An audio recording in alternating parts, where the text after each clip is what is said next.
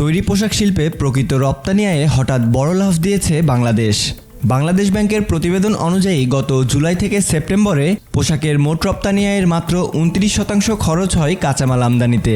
দেশের তৈরি পোশাক খাতের প্রকৃত রপ্তানিতে হঠাৎ করে বড় ধরনের প্রবৃদ্ধি দেখা যাচ্ছে।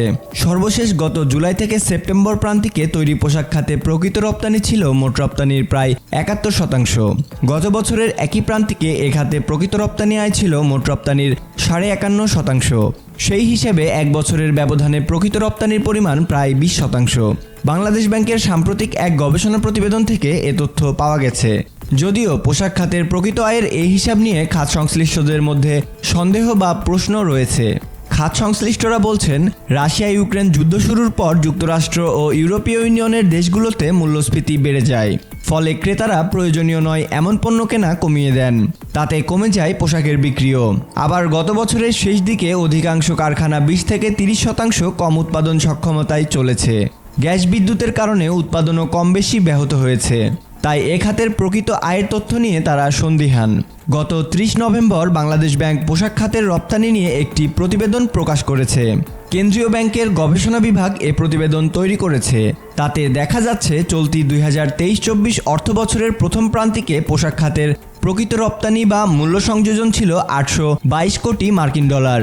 পোশাকের মোট রপ্তানি আয় থেকে কাঁচামাল আমদানি বাবদ খরচ বাদ দিয়ে প্রকৃত আয়ের এই হিসাব করা হয়েছে। এ বিষয়ে নিট পোশাক রপ্তানিকারকদের সংগঠন বিকেএমই এর নির্বাহী সভাপতি মোহাম্মদ হাতেম বলেন, পোশাকের যে মূল্য সংযোজন দেখানো হয়েছে তা আমার কাছে অস্বাভাবিকই মনে হচ্ছে। কারণ হঠাৎ এ খাতে এত মূল্য সংযোজনের যৌক্তিক কোনো কারণ দেখছি না। বরং আগের তুলনায় এখন কাপড়সহ অন্যান্য কাঁচামালের আমদানি বেড়েছে। অনেকে প্রকৃত রপ্তানি আয়কে পোশাক খাতের মূল্য সংযোজন হিসেবে অভিহিত করে থাকেন। তবে অর্থনীতিবিদেরা এটিকে মূল্য সংযোজন হিসেবে মানতে নারাজ।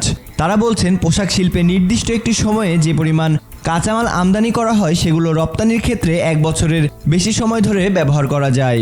তাই একটি নির্দিষ্ট সময়ের রপ্তানি আয় থেকে আমদানি ব্যয় বাদ দিয়ে প্রকৃত যে আয় পাওয়া যাবে সেটিকে প্রকৃত মূল্য সংযোজন বলা যাবে না। বাংলাদেশ ব্যাংকের প্রতিবেদন অনুযায়ী গত জুলাই থেকে সেপ্টেম্বরে পোশাক রপ্তানি বাবদ মোট আয় ছিল 1162 কোটি ডলার। তার বিপরীতে আমদানির পরিমাণ ছিল মাত্র 339 কোটি ডলার।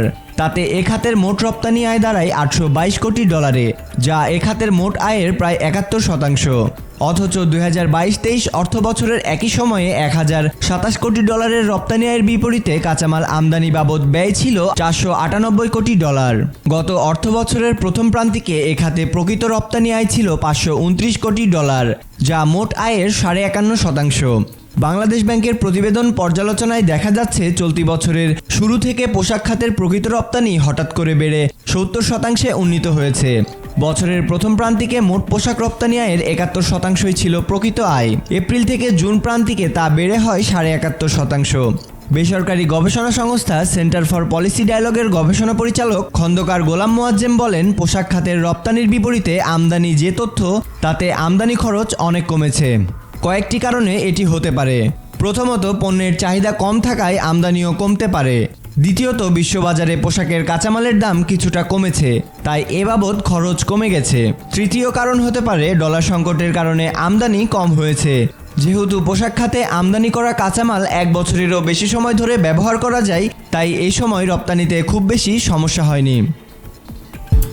বিসিএন দেখুন। বাগমার সাথে থাকার জন্য আমাদের চ্যানেলটি সাবস্ক্রাইব করুন।